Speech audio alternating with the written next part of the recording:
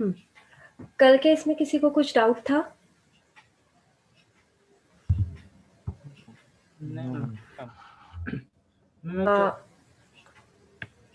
आवाज क्लियर आ रही है ना मेरी? हाँ आ रही है। हाँ ओके, ठीक है। तो अभी नेक्स्ट देखते हैं, ठीक है।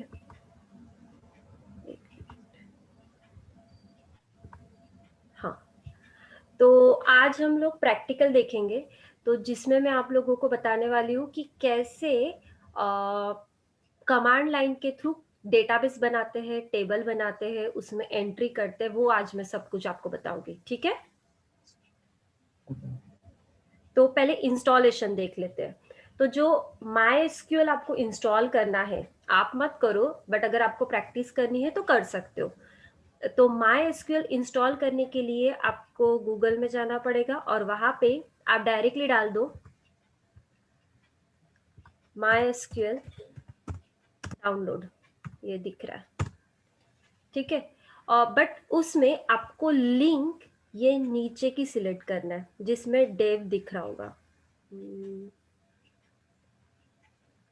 एक मिनट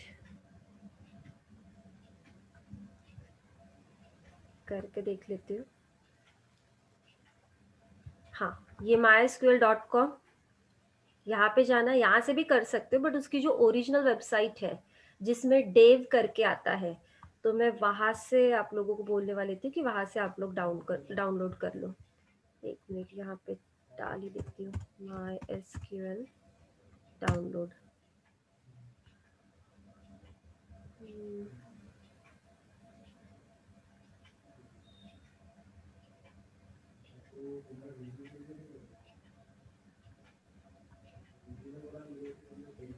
क्यों नहीं रहा?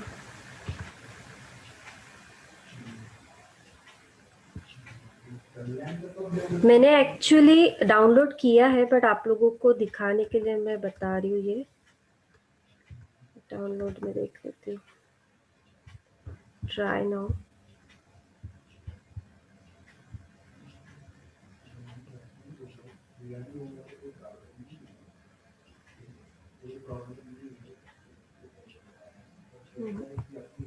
एक मिनट,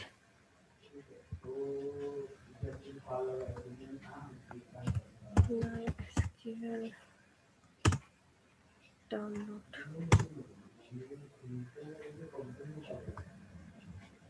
इंस्टॉलर। ये इंस्टॉलर में ये देखो, devmysql.com डाउनलोड, ठीक है। तो ये वेबसाइट पे जाना है आपको और यहाँ से आपको MySQL इंस्टॉल करना है। तो अभी जो लेटेस्ट में MySQL चल रहा है वो है 8 वर्जन का MySQL चल रहा है। बट मेरे पास ऑलरेडी इंस्टॉल है, बट मेरे पास जो इंस्टॉल है वो 5 वर्जन का है, ठीक है। 8 और 5 कोई भी यूज कर लो, सेम ही है, ज्यादा डिफरेंस नहीं है उसमें। तो अगर आप इंस्टॉल करोगे तो आप MySQL इंस्टॉलर डाउनलोड करना, वेब इंस्टॉलर नहीं, ये वेब इंस्टॉलर है, ठीक है। ये वेब इंस्टॉलर है, ये आपको डाउनलोड नहीं करना है, आपको सिंपली MySQL इंस्टॉलर डाउनलोड करना है। क्लियर इतना? Yes ma'am.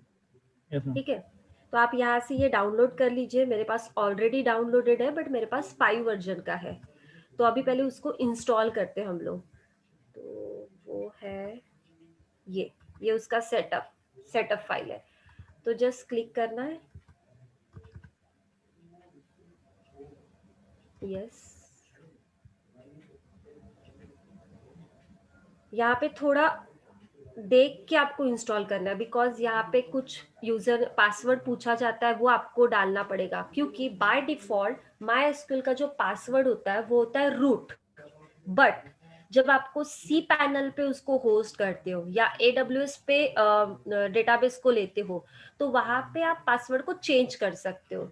बट अगर आप लोग लोकल मशीन पे काम कर रहे हो तो बाय डिफॉल्ट जो MySQL का पासवर्ड होता है वो रूट डालना पड़ेगा। अभी देखो, यहाँ पे नेक्स्ट करना है आपको, फिर से नेक्स्ट, इंस्टॉल,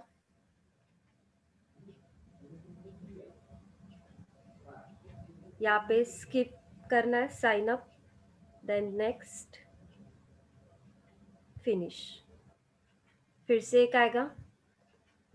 अब यहाँ पे फिर से नेक्स्ट करना है, next, next, next, next, next. अब देखो, यहाँ पे ये जो माई स्कूल का आपको पोर्ट नंबर दिख रहा है 3306।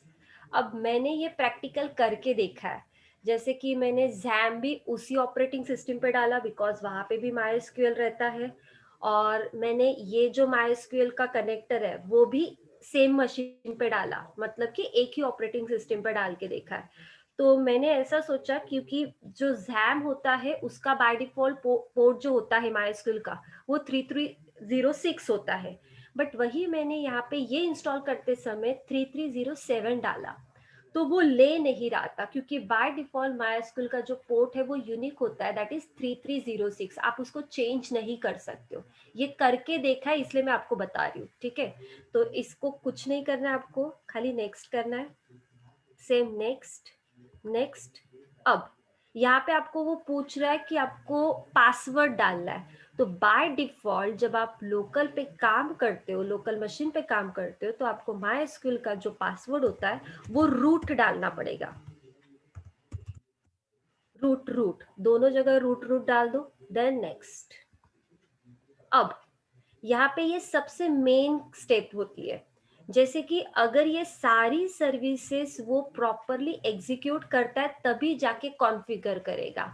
अगर इसमें से मतलब बहुत जगह अगर आपके ऑपरेटिंग सिस्टम में कुछ प्रॉब्लम होती है तो वो लास्ट वाली सर्विस को डिसेबल करता है, मतलब एक्टिवेट करता ही नहीं है, और उसकी वजह से जो हम लोग टेबल बनाते हैं या डेटाबेस बनाओगे तो वो प्रॉपर नहीं बनता है, मतलब बनता ही नहीं, वो स्टार्ट ही नहीं होता है। तो इसलिए ये चारों जितनी भी सर्विसेज यहाँ पे दी है वो प्रॉपर तरीके से एग्जीक्यूट होनी चाहिए। अगर आपका ऑपरेटिंग सिस्टम आपके मशीन में कोई वायरस नहीं होगा तो प्रॉपर एग्जीक्यूट होगा, बट कभी कभी ऐसा होता है कि वायरस की वजह से ये प्रॉपर एग्जीक्यूट नहीं होता है, ठीक है। तो इसको एग्जीक्यूट करते हैं। ये ऐसा एरर देगा, ठीक है। एक बार फिर से रिट्राई, रिट्राई, रिट्राई, नहीं हो रहा है। ये देखो, ये अभी MySQL इंस्टॉल नहीं हो रहा है, बट अभी मैंने इसके पहले सर के मशीन में इंस्टॉल करके देखा था। अब फिर से देखते हैं, ये अगर ऐसा हुआ तो आपका MySQL इंस्टॉल नहीं हुआ है, ठीक है। एक बार मैं फिर से इसको इंस्टॉल करके देखती हूँ। समझ में आ रहा है? एरर आपको दिख ही रहा है? Yes ma'am. ठीक है ना, एक बार फिर से करके देख लेते हैं।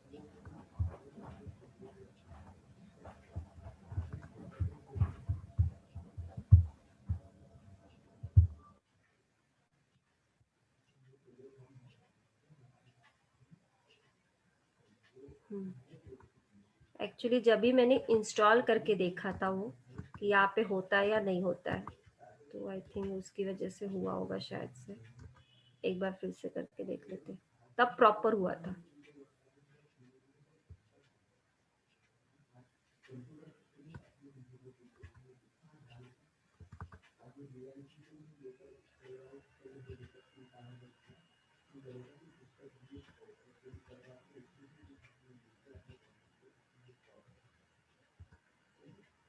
सेम करना है, कुछ भी चेंजेस नहीं है।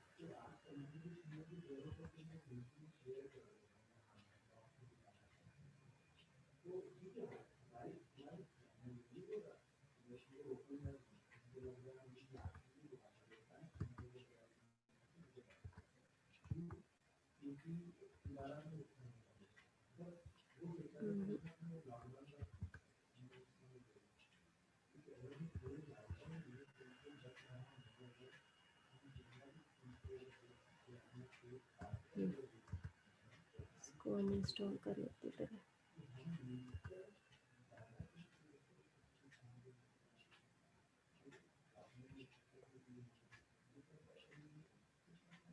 कल के इसमें किसी को डाउट था?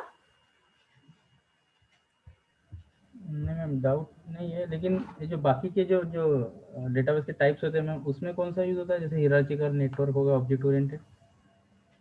उसमें उसमें जैसे नॉर्मल होता है, उसमें अलग अलग टाइप दिए, मतलब कि उसमें जैसे की वैल्यू वाला एक होता है, एक नेटवर्किंग के लिए होता है उनका, एक ब्राउजर करके कुछ है, तो ओके। वो होता है। बट रिलेशनल और नॉन रिलेशन में ही सब सारे लोग वही पे जाते हैं, हाँ मतलब हाँ। वही डेटाबेस यूज करते हैं। राइट। बहुत कम लोग वो वाला डेटाबेस यूज करते हैं। ओके। एक बार फिर से इंस्टॉल करके देख लेते हैं।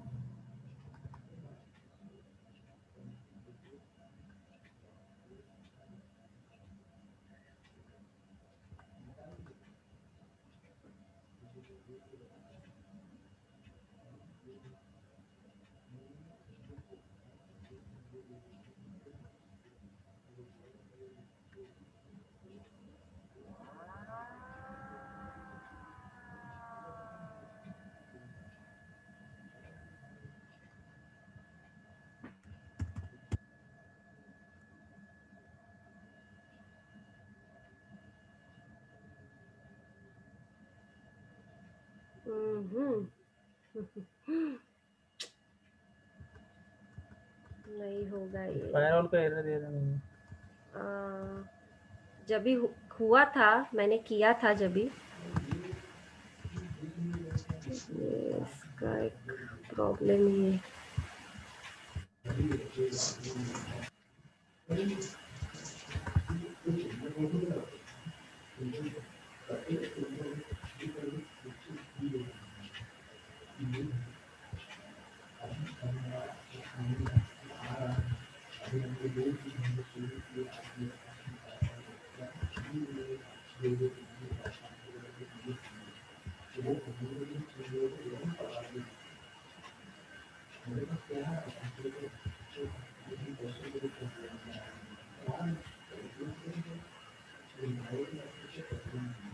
अब अगर मैं बंद करके करूंगी तो आपकी मीटिंग क्लोज हो जाएगी।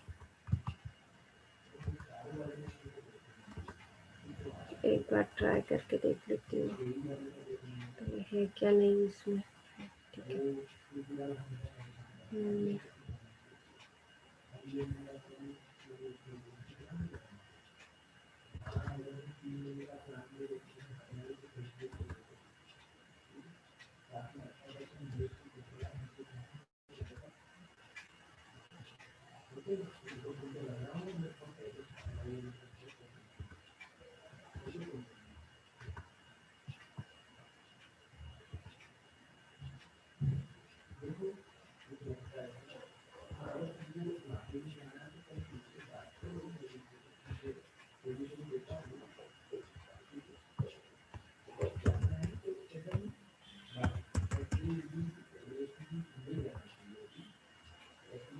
हो जाना चाहिए।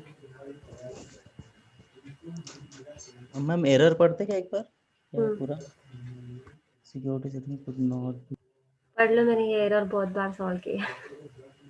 देख लो, 69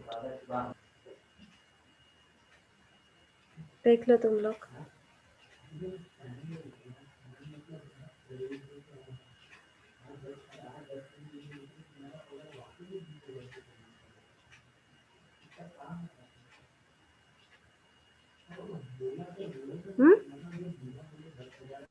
आया किसी को समझ में एरर? फायरवॉल में port data directory automatic delete नहीं होती है, ऐसा लिखा है ना इंस्टॉल पे। बहुत बार ऐसा एरर आया है। बूट करना पड़ेगा नहीं तो एक बार मशीन। इसीलिए बोल रही हूँ मैं। ये जब भी 2 सेकेंड पहले ये हुआ था, बट अभी ये क्या फिर से एरर।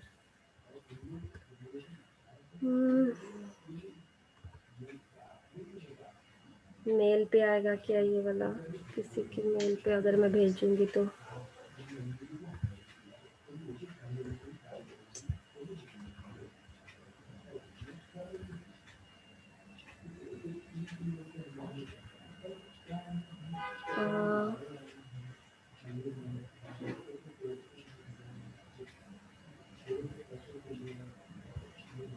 मैंने सोचा एक बार इसमें करके देख लेती हूँ, क्योंकि मेरे मशीन में ऑलरेडी जैम है, तो जैम और ये एट अ टाइम नहीं चल सकता है, इसीलिए फिर मैं नहीं कर रही थी।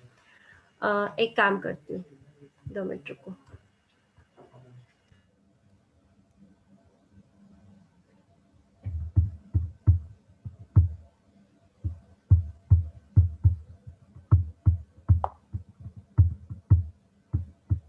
राहुल, क्या हुआ मैडम? डेस्क मत बजा बेटा, आवाज आती है।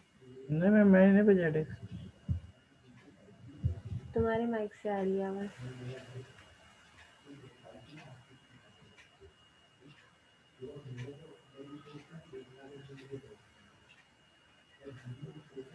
एक काम करती हूँ, मैं आज जैम का बता देती हूँ, कल फिर इसका बता दूंगी, ठीक है? ओके मैम, ठीक है। बट उसके लिए मुझे लॉगिन करना पड़ेगा मेरे लैपटॉप से, क्योंकि इसमें जैम नहीं डाल सकती फिर मैं। अच्छा ठीक है, वैसे भी जैम तुम लोगों को इंस्टॉल करके मुझे दिखाना ही पड़ेगा ना, मैं कल हटा दूंगी इसमें से जैम, ठीक है?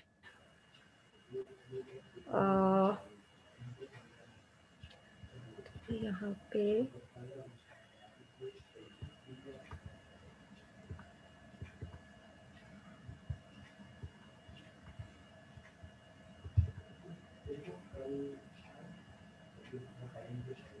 जैम आप जावा में यूज कर सकते हो, मतलब जावा की कनेक्टिविटी के लिए भी यूज कर सकते हो, और आप पीएचपी के लिए भी जैम सर्वर यूज कर सकते हो, क्योंकि जैम में अपाचे और माइस्क्ल दोनों इनबिल्ट आपको मिलेगा।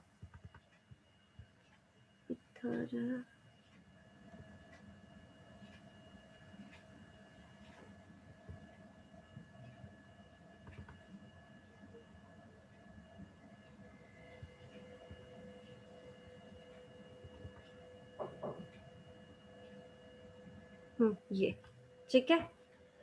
सो अभी जो जैम का लेटेस्ट वर्जन चल रहा है वो 8 चल रहा है, 8, ठीक है? 8 भी इंस्टॉल कर सकते हो डायरेक्टली, आप नेट पे चले जाओ जैम के इसमें, जैसे यहाँ पे जैम डाउनलोड। अच्छा, जैम का फुल फॉर्म क्या है, किसी को पता है? क्रॉस प्लेटफॉर्म हाँ, अपाचे माइस्क्ल पीएचपी पर्ल। हाँ, ठीक है। X operating system, Apache MySQL, PHP, Perl, ठीक है? ये विंडोज ऑपरेटिंग सिस्टम के लिए ये इंस्टॉल करते हैं। वैसे ही अगर आपको लिनक्स में जैम्प इंस्टॉल करना है तो वहां पे लैम्प यूज करते हैं, LAMP, that is Linux Apache MySQL PHP, ठीक है? और वैसे ही और एक होता है वैम्प, WAMP, that is Windows Apache MySQL PHP. XAMPP के पहले वैम्प ही यूज किया जाता है। जैसे कि आप लोग लिनक्स में ट्रिपल W के अंदर फाइल रखते हो एंड देन प्रोजेक्ट को रन करते हो, सर ने पढ़ाया है आपको, है ना? हाँ, तो वैसे ही जो वैम्प होता है वहां पे ट्रिपल W नाम का एक फोल्डर होता है, और उसी फोल्डर में जितनी भी वेब एप्लीकेशन के प्रोजेक्ट्स होते हैं आपको वहां पे डालना पड़ेगा, तब जाके वो प्रोजेक्ट रन होता है। ये मैं वैम्प की बात कर रही हूँ, क्लियर? और लैम्प में भी सेम वैसे ही होता है, ट्रिपल W नाम का एक फोल्डर बनता है वहां पे, और सारा डेटा आपको वहां पे डालना पड़ेगा। बट जैम्प में एक htdocs नाम का फोल्डर क्रिएट होता है, और वहां पे आपको आपका प्रोजेक्ट रखना पड़ता है, तब जाके वो प्रोजेक्ट रन होता है। ये जैम्प की बात कर रही हूँ मैं, क्लियर इतना? ठीक है। तो अब यहाँ पे देख सकते हो आप लोग 8 वर्जन आ चुके हैं, आप 8 वर्जन भी डाउनलोड कर सकते हो। जैसे कि यहाँ पे डाउनलोड के लिए अब देखते कितना टाइम लगता है, नहीं तो मेरे पास तो है ही। वैसे जैम का 8 वर्जन आ चुका है।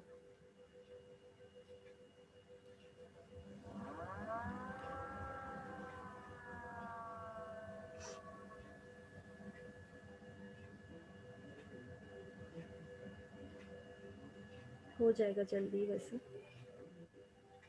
बट जैम को डाउनलोड करते समय कुछ इशू आते हैं, ट्रबल शूट करना पड़ता है। मतलब उसके पोर्ट नंबर कभी कभी वो अपाचे का लेता है या कभी नहीं लेता है। तो अगर प्रॉपर लेगा 80 वाला तो ठीक है, नहीं तो आप सबको पता है कि पोर्ट कैसे चेंज करते हैं, तो वो पोर्ट नंबर आपको चेंज करना पड़ता है। पता है ना वो पोर्ट नंबर कितने होते हैं, क्या होते हैं? वो तो सर ने पढ़ाया ही होगा आपको, है ना? हाँ या नहीं?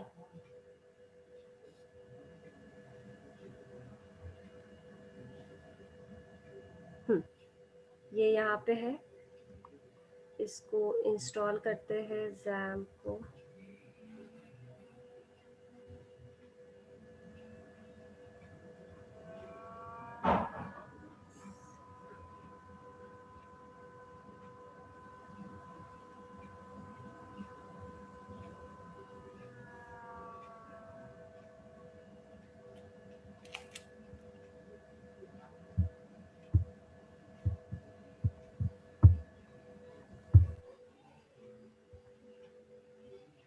नेक्स्ट ये देखो, सी ड्राइव में, इसके पहले उसने पूछा सी ड्राइव में एग्जैम्प नाम का फोल्डर क्रिएट होगा, उसके अंदर, इसके अंदर की जो भी फाइल्स होती है, और जब भी आप कोई सॉफ्टवेयर इंस्टॉल करते हो तो फाइल्स एंड फोल्डर का बंच होता है पूरा, तो ये पूरा सी ड्राइव के जैम फोल्डर के अंदर क्रिएट होगा, ठीक है। वो htdocs भी इसी के अंदर क्रिएट होगा।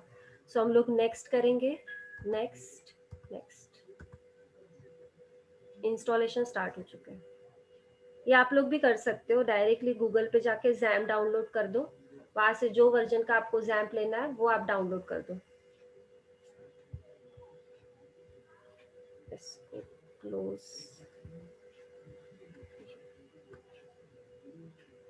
थोड़ा टाइम लगेगा इसको।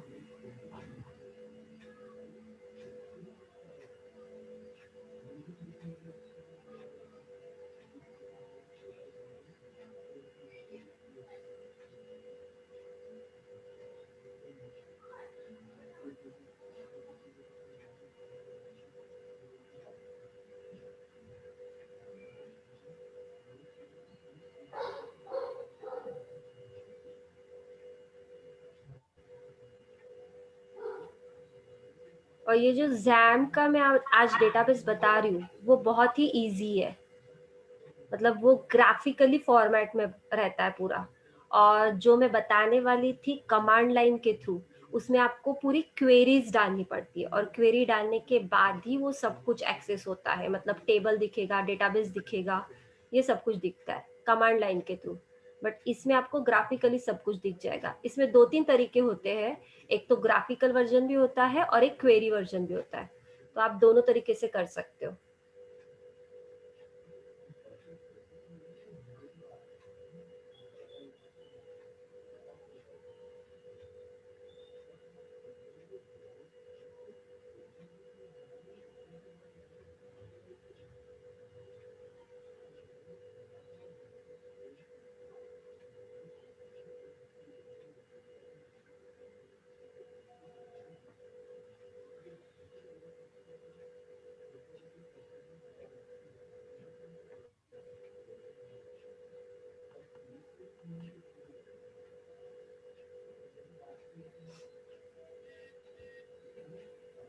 कितने लोगों ने जैम यूज करके देखा है इसके पहले?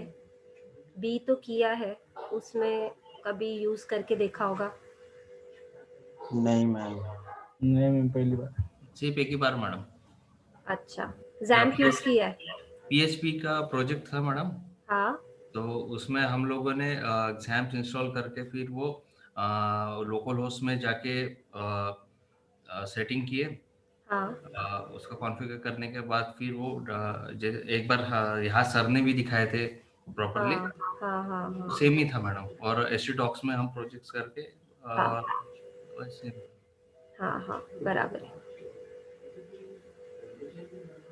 देखो, प्रोजेक्ट को ओपन करना एक दूसरा तरीका होता है, और जो डेटाबेस होता है वो अलग वाले पोर्ट से यूज करते हैं, मतलब सेम ही पोर्ट होता है बट लिखना कुछ अलग पड़ेगा, अभी आप देखोगे, क्योंकि htdocs के अंदर आप अपना प्रोजेक्ट डालते हो, जो भी प्रोजेक्ट रहेगा वो htdocs के अंदर डालना पड़ता है डेवलपर को, और डेटाबेस अलग तरीके से एक्सेस होता है, बट दोनों को कनेक्ट करने के लिए वही PHP या जो भी आप जावा पाइथन यूज करना चाहते हो वो कर सकते हो।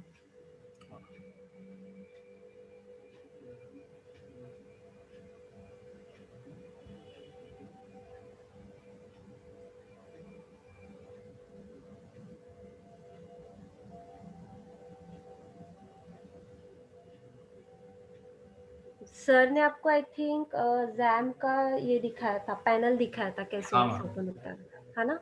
हाँ तो जैम का जो यूजर नेम पासवर्ड होता है, ठीक है, तो वो MySQL का यूजर नेम और पासवर्ड, जैसे यूजर नेम होता है रूट और पासवर्ड होता है ब्लैंक, यहाँ पे जैम का यूजर नेम रूट होता है बट पासवर्ड ब्लैंक होता है। कब? लोकल मशीन पे। बट वही जब आप लोगों ने AWS में किया था तो आपने वहां पे देखो कमांड लाइन के थ्रू यूजर नेम और पासवर्ड को सेट किया था, पता है? अरे सर हाँ ने मैम, करके हाँ, दिया yes, था yes, yes. बिल्कुल, 50 में। लिनक्स सर के ने इसमें था वो, मतलब ऑलरेडी क्रिएटेड था ना यूजर हाँ, नेम और पासवर्ड का। मैं उस बैच में थी, मुझे पता है। हाँ सर ने आप लोगों को यूजर नेम, और जब ये जैम्प वहाँ पे अपाचे इंस्टॉल किया था तो यूजर नेम और पासवर्ड खुद से सेट कर सकते थे, और जब आपको डेटाबेस ओपन करना है जैम का, तब वहाँ पे जो आपने यूजर नेम पासवर्ड डाला था, सेट किया था, वो आपको वहाँ पे डालना पड़ रहा था। ठीक है, yes, Yes, ma'am. बट यहाँ पे लोकल होस्ट पे जो यूजर नेम होता है वो रूट होता है और पासवर्ड ब्लैंक रहता है। ठीक है, तो ये ऐसा ओपन होगा। यहाँ पे अपाचे सर्विस और माइस्क्यूएल सर्विस, ये दोनों प्रॉपर ऑन करनी पड़ेंगी आपको। ये प्रॉपर ऑन हो चुकी है बिकॉज ये दोनों ग्रीन है। ठीक है, बट कभी कभी कैसा होता है कि कुछ एरर आता है यहाँ पे अपाचे में, तो आपको कॉन्फ़िग फाइल में जाके दोनों कॉन्फ़िग को चेक करना पड़ता है, एसएसएल कॉन्फ़िग को और अपाचे के कॉन्फ़िग फाइल को। और यहाँ पे फिर आपको पोर्ट नंबर चेंज करना पड़ता है, जैसे कि यहाँ पे है 80, तो आप अलग पोर्ट ले लो 8080। फिर उसका ये सेकेंड पोर्ट भी आपको चेंज करना पड़ेगा एसएसएल का 4433। ऐसे सेट करने के बाद ही वो अपाचे स्टार्ट होता है। ये किसी किसी का नहीं होता है, मतलब अभी मेरा ये फर्स्ट टाइम था तो यहाँ पे ये प्रॉपर हुआ, बट किसी का नहीं होता है तो आपको पोर्ट नंबर यहाँ से चेंज करना पड़ता है, यहाँ से और ये एसएसएल से, दोनों port at a time change करने पड़ेंगे। बट माइस्क्यूएल का अगर एक ही माइस्क्यूएल इंस्टॉल है तो प्रॉपर ये हो जाएगा, बिकॉज एक ही माइस्क्यूएल का पोर्ट रहेगा 3306। क्लियर इतना? yes. Yes ma'am. Yes, ma'am. तो जब भी आपको डेटाबेस ओपन करना है तो अपाचे और माइस्क्यूएल की सर्विस ऑन होनी चाहिए। ठीक है, तो यहाँ से हम लोगों ने ऑन कर लिए, दोनों ग्रीन है। अब हम लोगों को यहाँ पे जाना है, यहाँ पे आपको यूआरएल में डालना है लोकल होस्ट। सपोज अगर ये अपाचे का पोर्ट होता 8080, अगर आपने सेट किया होता मैन्युअली, तो आपको यहाँ पे लोकल होस्ट के बाद कोलन के बाद 8080 डालना पड़ेगा। ठीक है, हाँ मैम, हाँ. Yes ma'am. है ना? और आपको पता होगा कि सर ने AWS में 4 बार 8 डाला था हम्म. हाँ, डेटाबेस पीएचपी ओपन माई करने के एडमिन लिए। को एक्सेस करने के लिए। हाँ हाँ, ठीक है। तो यहाँ पे अपना पोर्ट तो 80 है, तो 80 डालने की कोई जरूरत नहीं, ये आप सबको पता है। देन स्लैश, और अगर मुझे डेटाबेस ओपन करना है तो यहाँ पे PHP my admin ये लिखना पड़ेगा। ये स्पेशली डेटाबेस ओपन करने के लिए होगा, बट वही आपका जब प्रोजेक्ट होगा वो भी मैं बताऊंगी बाद में। जब प्रोजेक्ट होता है तो प्रोजेक्ट को ओपन करने के लिए लोकल होस्ट और प्रोजेक्ट का नाम लिखना पड़ता है। ठीक है, अब यहाँ पे आप देख सकते हो ये पैनल है PHP my admin का। यहाँ पे डेटाबेस अगर मुझे क्रिएट करना है, सो यहाँ पे आपको क्लिक करना है डेटाबेस पे। ये जो इतने फोल्डर दिख रहे हैं, डेटाबेस दिख रहे हैं, ये बाय डिफॉल्ट डेटाबेस है, इसमें से कोई भी डेटाबेस आपको डिलीट नहीं करना है। ठीक है, तो यहाँ पे आप डायरेक्टली ग्राफिकल वर्जन में अगर जाओगे तो डायरेक्टली यहाँ पे आप डेटाबेस क्रिएट कर सकते हो। तो पहले मैं ग्राफिकली आपको बता दे रही हूँ। क्रिएट डेटाबेस, सपोज मैं डेटाबेस बना रही हूँ PS के नाम का। ठीक है, फिर यहाँ से आपको क्या करना है, क्रिएट करना है। ये आपको करना पड़ता है क्योंकि जब आपको डेवलपर जिप फाइल देता है तो पहले तो आपको डेटाबेस बनाना पड़ेगा, तो ये इसी तरीके से बनाना पड़ेगा, देन उसको इंपोर्ट करना पड़ता है, वो भी मैं बताती हूँ। ठीक है, बट पहले हम लोग डेटाबेस बनाएंगे, देन टेबल बनाएंगे, देन उसके अंदर एंट्री डालेंगे, देन अपडेट वगैरह करके देखेंगे, फिर उसके बाद हम लोग उसको एक्सपोर्ट करेंगे। क्लियर है क्या? Yes, ma'am. Yes ma'am. Yes, ma'am. ठीक है, अब ये डेटाबेस यहाँ पे बना है, यहाँ पे आप देख सकते हो, ये देखो कर्सर, यहाँ पे PS के नाम का डेटाबेस बना है, यहाँ पे आपको ऊपर भी दिखेगा। ठीक है, अब टेबल बनाना है। सो टेबल में बना रही हूँ स्टूडेंट नाम का। उसमें आपको कॉलम कितने चाहिए, मतलब फील्ड कितनी चाहिए, आपको आईडी चाहिए, रोल नंबर चाहिए, नेम चाहिए, जो भी डेटा चाहिए वो आपको यहाँ पे मेंशन करना है, कितने कॉलम चाहिए। बट एक बार अगर आपने यहाँ पे मेंशन कर दिया तो दोबारा उसको चेंज कर सकते हो, ऐसा भी होता है। ठीक है, जैसे अभी मैं 4 कॉलम ही रख रही हूँ। उसके बाद यहाँ पे गो का ऑप्शन है, गो कर दो। सो ये देखो टेबल क्रिएट हो गया, बट उसकी फील्ड क्रिएट नहीं हुई है। तो फील्ड क्रिएट करने के लिए यहाँ पे आप डालोगे आईडी, मतलब सारे स्टूडेंट की मुझे आईडी चाहिए, उसका टाइप इंटीजर, उसकी लेंथ डाल दो 10 सपोज, ठीक है। फिर उसके बाद यहाँ पे नेम इंटीजर पता है किसी को क्या होता है? नंबर मैडम, नंबर, हम्म, ठीक है। इंटीजर मतलब क्या होता है? Number number. फॉर्मेट में आप डाल सकते हो, बट वही नेम तो नंबर फॉर्मेट में नहीं हो सकता है, बराबर है स्ट्रिंग। है ना। तो उसके लिए आपको varchar लेना पड़ेगा। स्ट्रिंग जो है वो शशिकांत C++ या बिल्कुल। जावा में आप लोग डेटा टाइप के तौर पे यूज करते हो, क्लियर? Yes ma'am. ठीक है। यहाँ पे आपको name as a database में बताना है तो आपको varchar लेना पड़ेगा। सो varchar में इंटीजर, फ्लोट नहीं, इंटीजर और कैरेक्टर, स्ट्रिंग सब कुछ आता है, ठीक है। बिकॉज नेम तो इंटीजर में एक नंबर भी देके आप अपना नाम लिख सकते हो, 1 शशिकांत ऐसे भी कर सकते हो, है ना, या शशिकांत ऐसे भी लिख सकते हो। तो इसीलिए यहाँ पे हम लोगों ने data type as a varchar लिया है। उसका साइज आप दे दो, सपोज नेम जो है वो 20 कैरेक्टर का हो सकता है। देन उसके बाद यहाँ पे मैं दे रही हूँ लास्ट नेम, ठीक है, ऐसे कुछ लिख रही हूँ लास्ट। इसको भी data type as a varchar, और इसका साइज भी 20, ठीक है। फिर उसके बाद यहाँ पे लिख रही हूँ मोबाइल नंबर, ठीक है। इसको इंटीजर में ही रखते हैं, और मोबाइल का आप पता है कि 10 या 12 तक रहता है, तो हम लोग लिख रहे हैं यहाँ पे 12, ठीक है। तो यहाँ पे आप देख सकते हो कि पूरा टेबल क्रिएट हो गया है। खाली मैं गो करूंगी तो वो टेबल का स्ट्रक्चर भी आ जाएगा। सेव,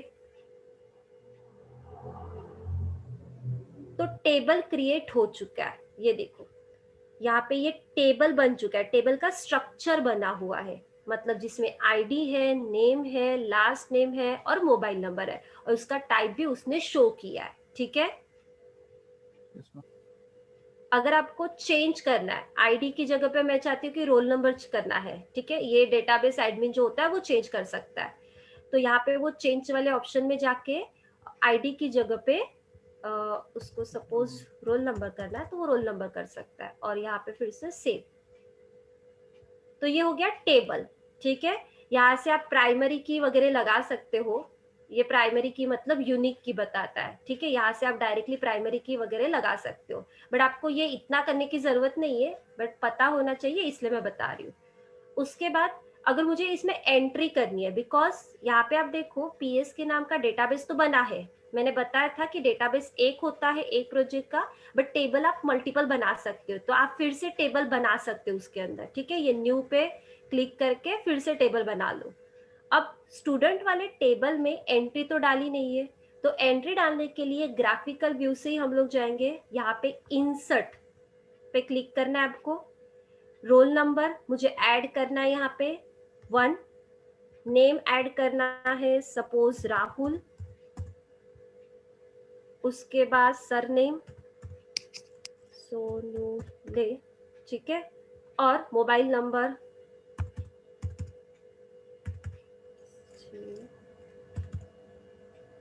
ठीक है, ऐसा कुछ, और यहाँ पे गो कुछ तो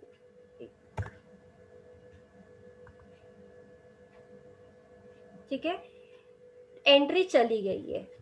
तो उसके लिए आपको यहाँ पे स्टूडेंट वाले टेबल पे क्लिक करना पड़ेगा। ये देखो ये राइट साइड में, ये देखो एंट्री चली गई है। ये ग्राफिकल व्यू है जैम का, क्लियर है क्या इतना?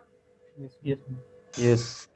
अगर फिर से एंट्री करनी है तो आप फिर से इंसर्ट करके कर सकते हो, ये मैं जस्ट ग्राफिकल व्यू बता रही हूँ। 2, देन यहाँ पे संदीप, उसके बाद कटरे, ठीक है।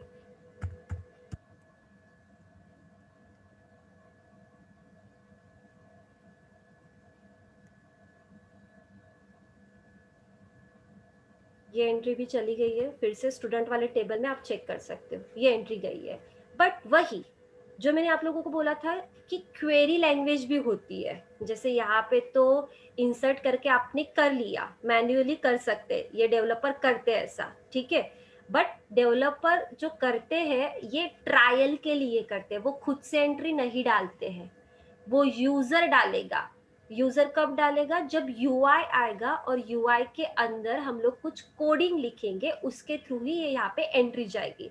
बट वहां पे क्वेरी लगती है, तो एक तो क्वेरी आप यहाँ से लगा सकते हो, या यही क्वेरी सेम आपको जहाँ पे कोडिंग करनी पड़ती है, किसकी? यूआई में। यूआई मतलब कि जो डिजाइनिंग होता है जिसमें आप पीएचपी की कोडिंग करोगे, वहां पे आपको ये कोडिंग करके फिर यहाँ पे एंट्री डालनी पड़ेगी। वो भी मैं दिखाऊंगी कि कैसे एंट्री जाती है, आप अपने एंड पे भी वो एंट्री डाल सकते हो, ठीक है। तो यहाँ पे एसक्यूएल में जाना है आपको, और एसक्यूएल में यहाँ पे सारी क्वेरीज दी गई है। अगर मैं सपोज इंसर्ट करना चाहती हूँ, मतलब कुछ एंटर करना चाहती हूँ, कल ही मैंने आपको बताया था डीडीएल, डीएमएल, डीसीएल, टीसीएल, तो ये सारी क्वेरी उसी की होती है। तो डायरेक्टली यहाँ पे क्वेरी आपको दी गई है, इंसर्ट इनटू स्टूडेंट, ये क्वेरी है। Insert into table name, student मतलब क्या है? टेबल का नाम। फिर ये जो दिख रहा है आप लोगों को, ये फील्ड दिख रही है, मतलब आप लोगों ने क्या क्या फील्ड ली है? आप लोगों ने रोल नंबर लिया, नेम लिया, लास्ट नेम लिया और मोबाइल लिया, वो फील्ड आपको दिख रही है। वैल्यूज, अभी आपको वैल्यूज डालनी है यहाँ पे, तो यहाँ पे आपको क्या करना है? क्वेरी फायर कर रहे हैं हम लोग, ये कमांड लाइन में आपको टाइप करना पड़ता है, और डेटाबेस की क्वेरी भी आपको टाइप करनी पड़ती है अगर आप कमांड लाइन से जाते हो। तो यहाँ पे मैं वैल्यू डाल रही हूँ, सपोज 1 नहीं ऑलरेडी है, 3 कॉमा नेम, नेम स्ट्रिंग होता है, तो क्वेरी में उसको डबल कोट के अंदर लिखते हैं, डबल कोट या सिंगल कोट। तो सपोज मैं मेरा ही नाम डाल रही हूँ, उसके बाद कॉमा लास्ट नेम, उसके बाद comma mobile number. Mobile number integer है तो आप डायरेक्टली डाल सकते हो, ऐसा कुछ एक डाल रही हूँ, ठीक है। उसके बाद सेमीकोलन, सेमीकोलन नेसेसरी होता है, एंड देन गो। ये क्वेरी एग्जीक्यूट हो चुके हैं, यहाँ पे आप देख सकते हो उन्होंने लिखा है कि 1 रो इंसर्टेड। सो यहाँ पे स्टूडेंट वाले टेबल में जाके देखिए, ये देखो 3rd नंबर पे मेरा नाम, मोबाइल नंबर और लास्ट नेम आ चुका है। क्लियर है इतना? Yes ma'am. ये क्वेरी के थ्रू एग्जीक्यूट किया। अब मुझे क्या करना है कि यहाँ पे ये जो मेरा नंबर है वो गलत हुआ है, तो अगर मुझे कुछ चेंज करना है तो उसके लिए कौन सी क्वेरी यूज करते हैं? Alter, alter, update update update update, update. ठीक है। तो यहाँ पे अपडेट क्वेरी भी यहाँ पे आप डायरेक्टली क्लिक करोगे तो डायरेक्टली आ जाएगी, बट कमांड लाइन में नहीं आती है। Update table name set, set मतलब आपको क्या सेट करना है? आपको रोल नंबर सेट करना है, आपको नेम सेट करना है, या लास्ट नेम सेट करना है, वो आपको बताना पड़ेगा वहां पे। तो मुझे सेट करना है मोबाइल नंबर, सो यहाँ पे मैं बाकी का पूरा हटा देती हूँ। आप at a time multiple value को सेट कर सकते हो, मतलब सब कुछ ही आप अपडेट कर सकते हो, बट मुझे मोबाइल नंबर सेट करना है। सो मोबाइल इक्वल्स टू, यहाँ पे मैं दूसरा मोबाइल नंबर डाल देती हूँ 111 जो भी है, ठीक है। वेयर, अब मुझे बताना है कि इसी पर्सन का मोबाइल नंबर सेट होना चाहिए। सो वेयर के बाद कंडीशन होती है, तो मुझे किसका नंबर सेट करना है? मेरा खुद का। और मेरा खुद का अगर मुझे नंबर सेट करना है, एक तो आप उसको आइडेंटिफाई करो उसके आईडी से, मीन्स रोल नंबर से, या नेम से, या लास्ट नेम से। बट मोस्टली टाइम पे जब प्राइमरी की लगाते हैं तो वो रोल नंबर पे या आईडी पे लगाते हैं, तो मैं यहाँ पे रोल नंबर इजी जाएगा मुझे। So roll number equals to 3, but फिलहाल हम लोगों ने रोल नंबर को कोई प्राइमरी की नहीं लगाई है, यूनिक की नहीं लगाई है। तो इसीलिए अगर सपोज मेरे टेबल में रोल नंबर 3 नाम की 3, ये 4-5 एंट्री होती तो क्या होता? सभी के नंबर चेंज होते हैं। हाँ, सभी के मोबाइल नंबर चेंज होते हैं, ठीक है। तो यहाँ पे एक ही है इसलिए वो एक को ही चेंज करेगा, बट वही अगर आप प्राइमरी की लगाते हो तो तो वहां पे तो यूनिक की होगी। तो अगर 3 नंबर मुझे असाइन हुआ है तो 3 नंबर दूसरे को असाइन कभी नहीं हो सकता।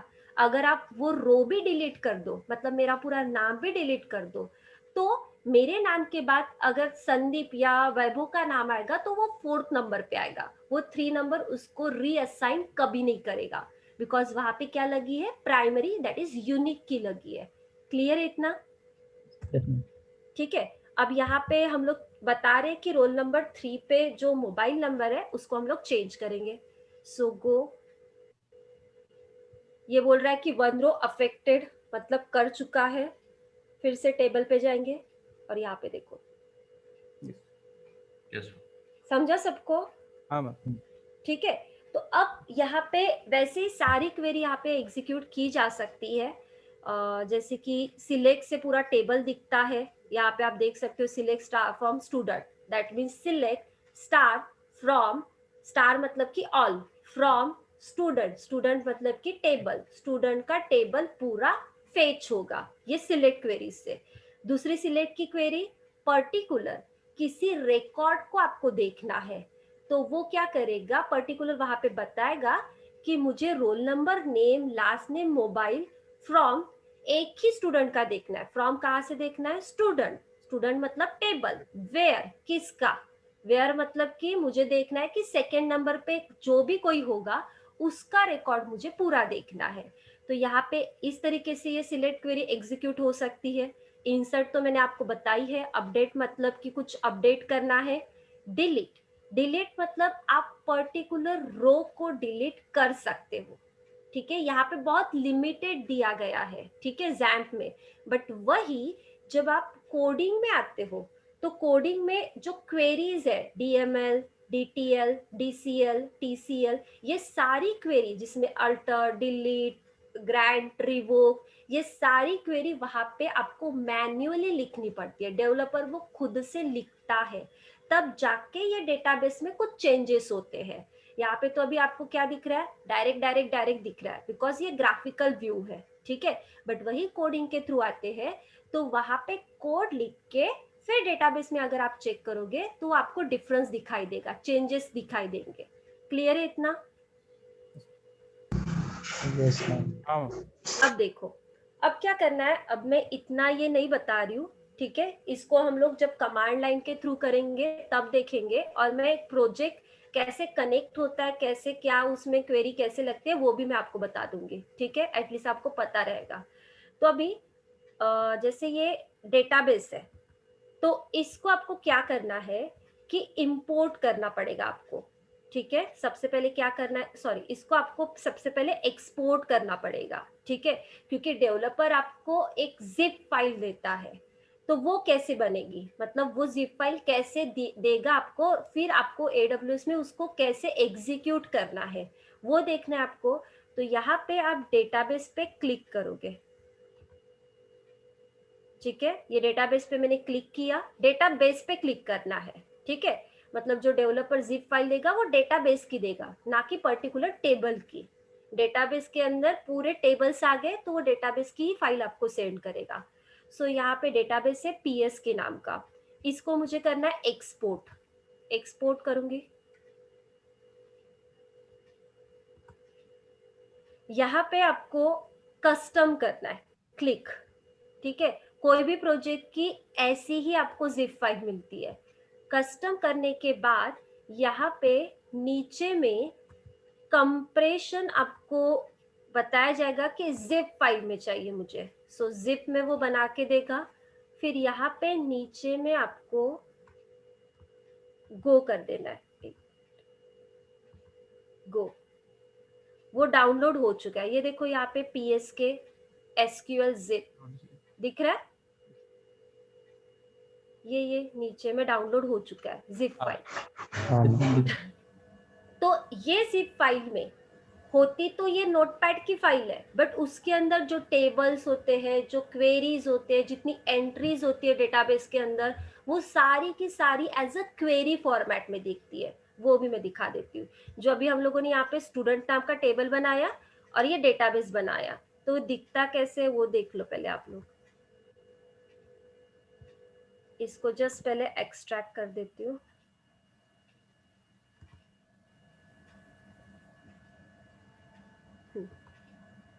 ये फाइल नोटपैड, ये देखो, ये तो पहले वो बता रहा है कौन से वर्जन का क्या है। ये देखो टेबल क्रिएट हुआ है स्टूडेंट का, क्वेरी चलाई उसने, create table student, roll number, integer, name, last name, mobile वगैरह, ठीक है। फिर उसके बाद हम लोगों ने एक दो एंट्री डाली है, वो देखो वो एंट्री भी आ चुकी है यहाँ पे। क्लियर है इतना? Yes, मतलब कि आप जब खुद से, मतलब हम लोग डेवलपर, हम लोगों ने आपको ये फाइल दे दी, ठीक है, तो आपको वहां पे डेटा टेबल बना के फिर उसमें एंट्री करके जो क्लाइंट की एंट्री हम लोगों ने बाय डिफॉल्ट डाली है वो डालने की जरूरत नहीं है। आपको क्या करना है, ये जो जिप फाइल आपको मिली है, अगर आप उसको इंपोर्ट कर लोगे तो ऑटोमेटिकली ये सब कुछ आपके मशीन में फिट हो जाएगा। मतलब ये क्वेरी ऑटोमेटिकली फायर होती है, आपको अलग से जाके करने की कोई जरूरत नहीं है। बट डेटाबेस बनाना तो आपको पड़ेगा ही। क्लियर है इतना? yes, ma'am. ठीक है, अब देखो, अब मैं वो भी दिखा देती हूँ। जैसे कि ये तो हम लोगों ने जिप फाइल बना ली है, अब इसको हम लोग करते हैं डिलीट। ये जो डेटाबेस है मैं इसको यहाँ से डिलीट कर रही हूँ क्योंकि मुझे इसी मशीन पे आपको दिखाना है। बट डेवलपर क्या करेगा, यहाँ से उठा के आपको डेटाबेस की जिप फाइल आपके मशीन पे ट्रांसफर करेगा। तो आपके मशीन पे आपको क्या करना है वो हम लोग देख रहे हैं अभी। तो पहले यहाँ से मैं डेटाबेस डिलीट कर रही हूँ। तो ये जो सिलेंडर दिख रहा है इसके ऊपर आपको क्लिक करना है, डेटाबेस डिलीट करने का तरीका। और यहाँ पे जस्ट आपको क्या करना है, drop database and okay. Database delete हो चुका है। ये देखो आप लोगों को यहाँ पे पीएस के नाम का डेटाबेस नहीं दिख रहा है, ठीक है। अब एक मैनुअल आपको मिलता है कि ये मेरे डेटाबेस का नाम है, खाली आप डेटाबेस बनाओ और मेरी जिप फाइल को इंपोर्ट कर लो वहां पे। तो आपको डेटाबेस का नाम पता रहेगा कि कौन सा डेटाबेस बनाना है। तो आपको क्या करना है वहां पे कि फिर से डेटाबेस, न्यू डेटाबेस क्रिएट करना है। अब यहाँ पे पीएस के नाम का डेटाबेस नहीं है, न्यू डेटाबेस क्रिएट करना है। मुझे उन्होंने बताया कि पीएस के नाम का डेटाबेस है हमारे प्रोजेक्ट का, तो हम लोग यहाँ पे पीएस के डाल देंगे, फिर यहाँ पे क्रिएट कर लेंगे। तो पीएस के नाम का डेटाबेस बन चुका। बट इसके अंदर एक भी टेबल नहीं है, आप देख सकते हो यहाँ पे पूरा ब्लैंक है, ठीक है। तो अब उन्होंने जो मुझे जिप फाइल दी है वो मुझे यहाँ पे क्या करनी पड़ेंगी, इंपोर्ट करनी पड़ेंगी। जैसे ही मैं जिप फाइल इंपोर्ट करती हूँ ऑटोमेटिकली उसके अंदर जो भी टेबल होंगे या एंट्री होगी वो आ जाएगी। आपको क्वेरी वगैरह लिख के फिर से करने की कोई जरूरत नहीं है, ठीक है, अलग से बनाने की जरूरत नहीं है। तो यहाँ पे आप क्या करोगे, इंपोर्ट, चूज फाइल, डाउनलोड में थी ना, डाउनलोड, यहाँ पे ये जो जिप है या ये भी ले सकते हो, तो हम लोग जिप फाइल लेते हैं, इसका एक्सटेंशन होता है एसक्यूएल। ओपन, ये जिप फाइल यहाँ पे ओपन हो चुकी है, ये देखो यहाँ पे, ठीक है। उसके बाद आपको नीचे आना है और गो। ऑटोमेटिकली जितने टेबल होंगे वो सब कुछ आ जाएंगे। ये देखो यहाँ पे पीएस के नाम का प्रोजेक्ट डेटाबेस दिख रहा है और उसके अंदर ये स्टूडेंट नाम का हम लोगों ने टेबल बनाया था और यही एंट्री हम लोगों ने डाली थी। तो ये पूरा का पूरा इंपोर्ट हुआ है वहां से। तो आपको ऐसा ही करना पड़ता है, मतलब जस्ट एक डेटाबेस बना लो और जो वो जिप फाइल देते हैं उसको डायरेक्टली यहाँ पे आपको इंपोर्ट करना पड़ता है। फिर से कुछ क्वेरी वगैरह लिखने की जरूरत नहीं है, बट आपको ये पता होनी चाहिए। इनकेस कभी कभी क्या होता है कि गलती से कुछ वो जब आपको ये नोटपैड की फाइल देते हैं, मतलब ये एसक्यूएल की फाइल देते हैं, तो कभी कभी उसमें मिस्टेक हो जाती है। तो अगर आपको ये क्वेरी आती है, वो बोलेंगे कि हमने तो 3 टेबल भेजे थे उसमें, आपने 2 इंपोर्ट कैसे किए, सपोज ऐसा क्वेश्चन आया, तो आप देख सकते हो अगर वो इसमें 2 टेबल दिख रहे हैं, जैसे ये एक टेबल दिख रहा है और एक टेबल दिखेगा और तीसरा अगर दिखेगा तो ठीक है, नहीं तो आप डायरेक्टली उनको बोल सकते हो कि सर आपने जो हमको जिप फाइल भेजी थी उसमें तो मुझे 2 ही टेबल दिखे क्योंकि मैंने क्वेरी चेक की है। बराबर है? Yes ma'am.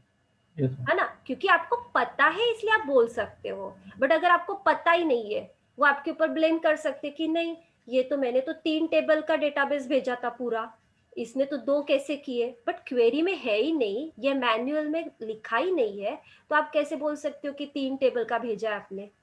यहाँ पे तो आप देख के बता सकते हो ना कि 2 टेबल का ही डेटा है और इतनी इतनी एंट्री है, बिकॉज ये आपको पता रहेगा कि टेबल की क्वेरी क्या है, क्वेरी कैसी दिखती है, उसकी वजह से आप उसको पहचान सकते हो। समझा इतना? हाँ। कुछ डिफिकल्ट जा रहा है तो आप पूछ सकते हो, मतलब कुछ भी प्रॉब्लम हो रही होगी तो पूछो।